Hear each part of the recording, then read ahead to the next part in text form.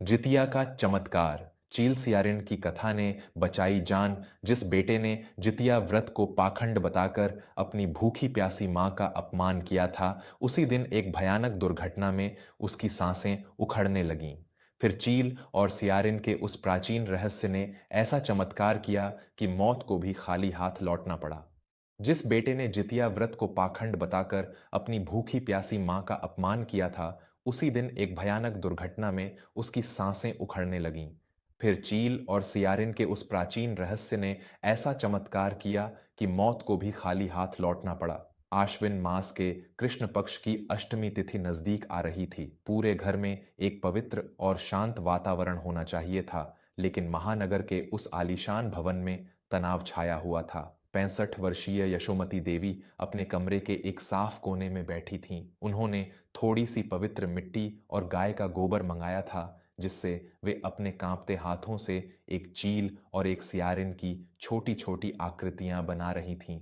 पास ही कुशा घास और जल का पात्र रखा हुआ था। उनका 9 साल का पोता कबीर बड़ी ही उत्सुकता से अपनी दादी के पास बैठा यह सब देख रहा था। यशोमती देवी अत्यंत गहरी आस्था और श्रद्धा के साथ जीवित पुत्रिका यानी जितिया व्रत की तैयारी कर रही थीं। यह वह निर्जला व्रत है जिसे माताएं अपनी संतान की लंबी आयु, उनकी रक्षा और उनके उज्जवल भविष्य के लिए रखती हैं। कबीर ने अपनी बड़ी बड़ी आंखों से दादी को देखते हुए पूछा, दादी माँ, आप मिट्टी से ये पक्षी और जानवर क्यों बना रही हैं? क्या कल कोई खेल होने वाला है? यशोमती देवी ने मुस्कुराते हुए कबीर के सिर पर हाथ फेरा और कहा, नहीं मेरे लाल, ये कोई खेल नहीं है। ये चील, माता और सियारिन है। सदियों पहले नर्मदा नदी के किनारे एक विशाल पेड़ पर एक चील रहती थी और उसी पेड़ के नीचे एक सियारिन। दोनों पक्की सहेलियां थीं। माताओं को देखकर दोनों ने भगवान जीमूत वाहन का ये कठिन निर्जला व्रत रखा। दिन तो बीत गया, लेकिन रात होते होते सियारिन से भूख बर्दाश्त नहीं हुई। श्मशान में एक मृत शरीर को देखकर उसकी नीयत डोल गई और उसने मांस खाकर अपना व्रत तोड़ दिया। लेकिन चील माता ने पूरी निष्ठा से बिना कुछ खाए पिए अपना व्रत पूरा किया। कबीर ने उत्सुकता से पूछा, फिर क्या हुआ दादी? यशोमती देवी ने गहरी सांस लेते हुए कहा, अगले जन्म में दोनों सगी बहनें बनी। सियारिन वाले जन्म के कारण उस बहन के जो भी बच्चे होते वो पैदा होते ही मर जाते, लेकिन चील वाली बहन के बच्चे हमेशा स्वस्थ रहे और अमर हो गए। इसीलिए बेटा, जो माँ चील जैसी सच्ची निष्ठा से ये निर्जला व्रत रखती है, यमराज भी उसके बच्चे का बाल बांका नहीं कर सकता। तभी कमरे का दरवाजा झटके से खुला। यशोमती का इकलौता बेटा वेदांत और उसकी पत्नी शिखा अंदर आए। वेदांत शहर का एक बहुत बड़ा और प्रतिष्ठित ठेकेदार था, जिसके भीतर आधुनिकता और दौलत का गहरा अहंकार भरा हुआ था। शिखा का चेहरा फर्श पर रखी मिट्टी और कुशा घास को देखकर नफरत से सिकुड़ गया। मां, ये क्या गंध मचा रखी है आपने मेरे साफ सुथरे घर में? वेदांत ने चीखते हुए कहा। कल मेरे कुछ बहुत बड़े विदेशी निवेशक घर आ रहे हैं और आप यहां मिट्टी और गोबर लेकर बैठी हैं। ये सब क्या तमाशा है? यशोमती देवी ने शांत स्वर में कहा, बेटा वेदांत, कल जितिया का पावन पर्व है, माताओं का सबसे बड़ा निर्जला व्रत। मैं तो बस भगवान जीमूत वाहन की पूजा की तैयारी कर रही हूं। इसी व्रत के प्रताप से तुम बचपन में उस भयानक महामारी से बचे थे। वेदांत ने जोर से अपना माथा पीटा और अत्यंत कड़वे शब्दों में बोला, आपकी यही दकियानूसी बातें मुझे बर्दाश्त नहीं होती। चील और सियारिन के भूखे रहने से किसी की उम्र बढ़ती है क्या? ये सब अनपढ़ों और गंवारों के पाखंड हैं। हम 21वीं सदी में जी रहे हैं। मुझे मेरी मेहनत और मेरे पैसों ने बचाया है, आपके इस भूखे रहने के नाटक ने नहीं। शिखा ने भी तुरंत अपने पति का पक्ष लेते हुए कहा, बिल्कुल सही कह रहे हैं वेदांत। माँ जी, आप कबीर के कच्चे दिमाग में भी ये श्मशान और जानवरों की डरावनी और झूठी कहानियां भर रही हैं। कबीर, चलो यहां से। शिखा ने कबीर का हाथ पकड़ा और उसे जबरदस्ती वहां से खींच ले गई। वेदांत ने जाते जाते अपनी मां की ओर एक कठोर नजर डाली और कहा, कल मुझे एक नई सड़क के निर्माण के निरीक्षण के लिए पहाड़ी इलाके में जाना है। मेरे जाने से पहले ये सब कूड़ा यहां से साफ हो जाना चाहिए और मुझे आपके इस अंधविश्वास में कोई हिस्सा नहीं लेना है। यशोमती देवी का हृदय अपने ही बेटे के इन तीखे शब्दों से छलनी हो गया। जिस बेटे की सलामती के लिए वो अपने प्राणों को दांव पर लगाकर पानी की एक बूंद तक छोड़ने वाली थीं, आज वही बेटा उनके पवित्र व्रत को एक पाखंड बता रहा था। उनकी आंखों से आंसू छलक पड़े, लेकिन उन्होंने अपनी पूजा की थाली नहीं छोड़ी। मेरे आदरणीय और प्रिय श्रोताओं, मैं आपका अपना विवेक वर्मा। जरा सोचिए, आधुनिकता की अंधी दौड़ में हमने अपने उन संस्कारों और परंपराओं को कितनी आसानी से पीछे छोड़ दिया है जो हजारों सालों से हमारी रक्षा करते आए हैं। एक माँ अपनी संतान के लिए दुनिया का हर कष्ट सहने को तैयार रहती है, लेकिन जब वही संतान बड़ी होकर माँ के उस त्याग को अंधविश्वास का नाम दे देती है, तो उस माँ की आत्मा पर क्या गुजरती होगी। क्या दौलत और रुतबे का नशा हमें इतना अंधा कर देता है कि हम अपनी ही जड़ों को काटने लगते हैं। अगर आपके सीने में भी अपने बुजुर्गों, अपनी परंपराओं और माता पिता के लिए असीम प्रेम और सच्चा सम्मान है, तो मेरी आपसे हाथ जोड़कर विनती है कि अभी वर्मा स्टोरीज को सब्सक्राइब करें। आपका एक सब्सक्राइब मुझे समाज की ऐसी ही कड़वी सच्चाइयों को उजागर करने और पारिवारिक मूल्यों को बचाने की शक्ति देता है। अपनी भावनाओं को एक आवाज देने के लिए अभी वर्मा स्टोरीज को सब्सक्राइब करके हमारे इस भावनात्मक परिवार का एक अटूट हिस्सा बने। अगली सुबह सूरज उगने से पहले ही यशोमती देवी का निर्जला व्रत प्रारंभ हो गया। उन्होंने अन्न और जल का पूर्ण रूप से त्याग कर दिया था। दूसरी तरफ वेदांत अपने अहंकार में चूर होकर अपने चालक के साथ अपनी बड़ी सी गाड़ी में बैठकर पहाड़ी क्षेत्र की ओर निकल पड़ा। मौसम विभाग ने उस दिन भारी बारिश की चेतावनी दी थी, लेकिन वेदांत को प्रकृति से ज्यादा अपने काम और पैसों की परवाह थी। दोपहर का समय था। वेदांत की गाड़ी एक सुनसान और खतरनाक पहाड़ी रास्ते से गुजर रही थी। अचानक आसमान में काले और घने बादल छा गए। मूसलाधार बारिश शुरू हो गई। देखते ही देखते पहाड़ों से बड़े बड़े पत्थर और मलबा नीचे गिरने लगा। एक भयंकर भूस्खलन हुआ। चालक ने गाड़ी को मोड़ने का प्रयास किया, लेकिन एक विशाल चट्टान सीधे उनकी गाड़ी से आ टकराई। गाड़ी कई पलटियां खाते हुए एक गहरी और अंधेरी खाई में जा गिरी। एक भयानक धमाके के साथ सब कुछ शांत हो गया। घर पर यशोमती देवी भगवान जी मूत वाहन की मूर्ति के सामने बैठी थीं। अचानक उनके सीने में एक तेज दर्द उठा। उनके हाथों से कुशाघास छूट गई। एक मां का दिल अनहोनी को भांप गया था। उनका कंठ प्यास से सूख रहा था, लेकिन उन्होंने आंखें बंद कीं और अपने पूरे प्राणों की शक्ति से भगवान को पुकारने लगीं। खाई के उस भयानक अंधेरे में वेदांत की आंखें खुलीं। चालक की मृत्यु हो चुकी थी। गाड़ी पूरी तरह से पिचक चुकी थी और लोहे का एक नुकीला टुकड़ा वेदांत के पैर को चीरता हुआ अंदर घुस गया था। उसका शरीर खून से लथपथ था। दर्द के मारे उसकी चीखें निकल रही थीं, लेकिन उस सुनसान जंगल में उसकी आवाज सुनने वाला कोई नहीं था। दूरसंचार संपर्क नेटवर्क पूरी तरह टूट चुका था। शाम ढलने लगी और जंगल का खौफनाक अंधेरा गहराने लगा। तभी वेदांत के कानों में एक ऐसी आवाज पड़ी जिसने उसके शरीर का सारा खून जमा दिया। खूंखार जंगली सियारिनों और उनके झुंड के रोने और गुर्राने की आवाजें। ताजे खून की गंध ने जंगल के उन भूखे भेड़ियों और सियारों को उस टूटी हुई गाड़ी की तरफ खींच लिया था। वेदांत ने कांच से बाहर देखा। कई भयानक सियारिनें गाड़ी के चारों तरफ चक्कर काट रही थीं। उनकी लाल आंखें और खूंखार दांत सीधे वेदांत के शरीर के मांस को नोचने के लिए बेताब थे।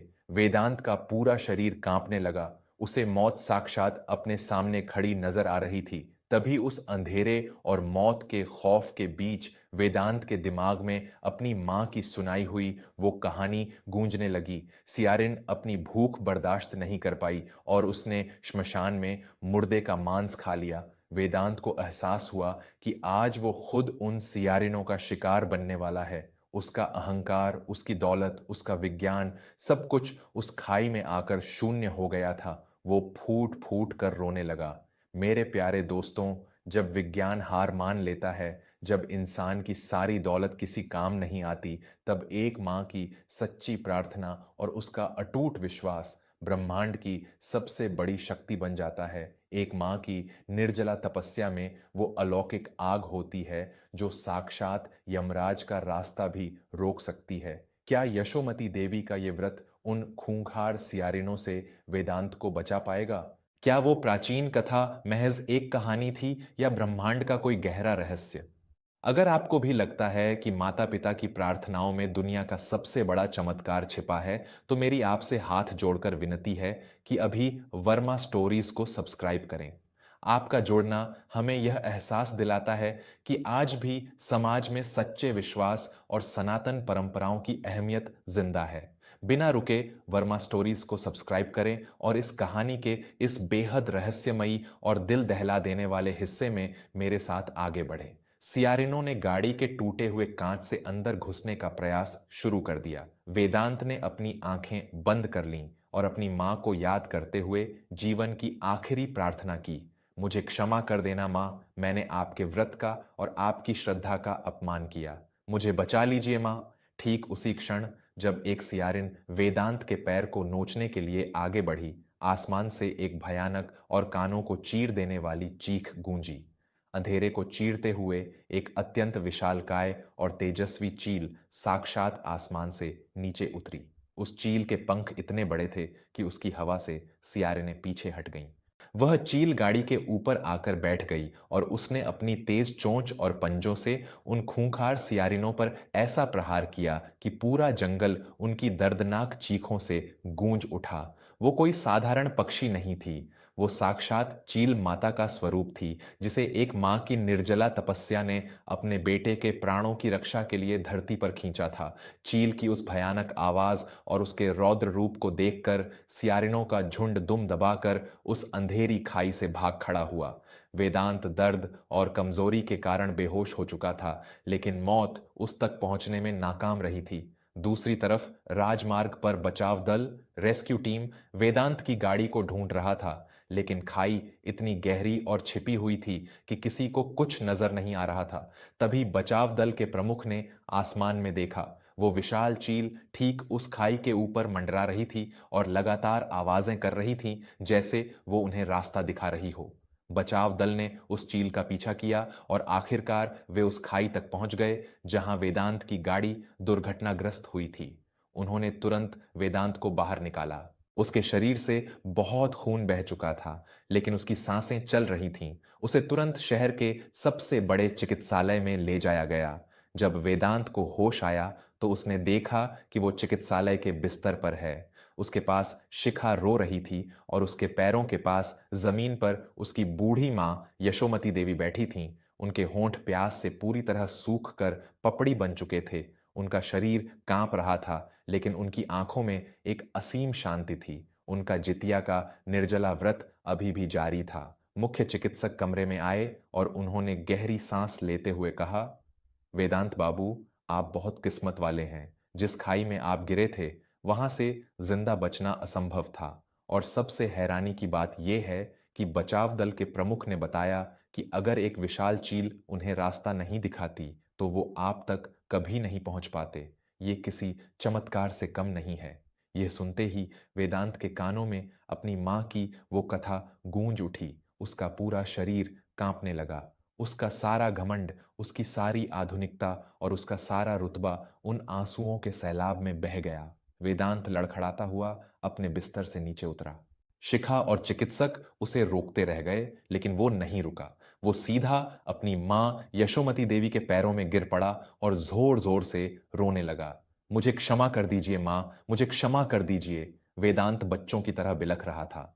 मैं अंधा हो गया था। मैंने आपके उस पवित्र व्रत और उस चील सियारिन की कथा को एक पाखंड कहा था। मैं भूल गया था कि मेरे ये पैसे मुझे मौत से नहीं बचा सकते। अगर कल रात आपकी वो निर्जला तपस्या और चील माता मुझे बचाने नहीं आती, तो वो सियारिनें मुझे जिंदा नोच खाती। आपके इस व्रत ने मुझे यमराज के मुंह से वापस खींचा है। मुझे सजा दीजिए मां, मैं आपका बहुत बड़ा गुनहगार हूं।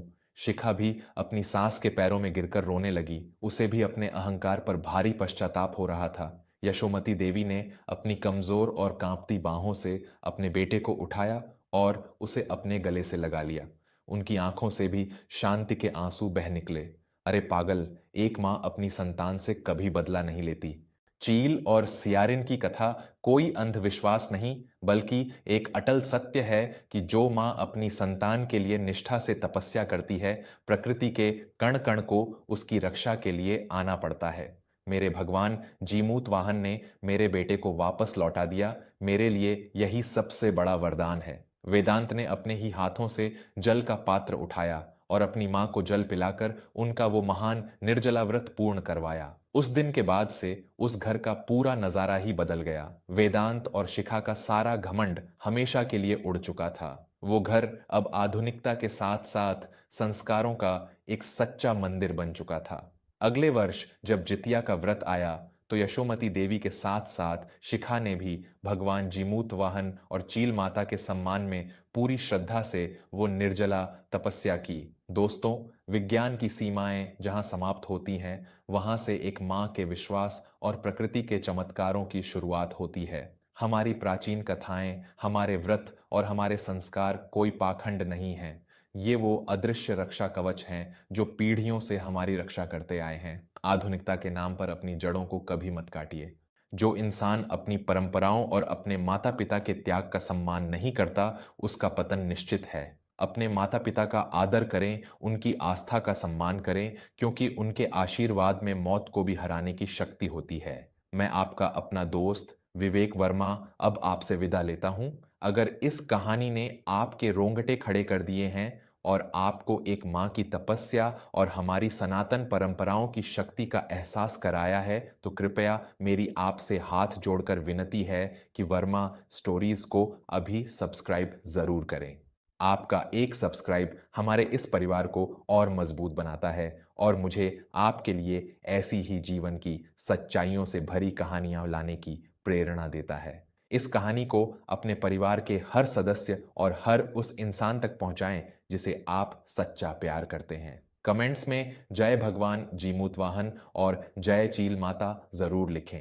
वर्मा स्टोरीज को सब्सक्राइब करके हमेशा ऐसे ही दिल से हमसे जुड़े रहें। स्वस्थ रहें, मस्त रहें और अपनों के प्यार के साथ हमेशा आबाद रहें। धन्यवाद।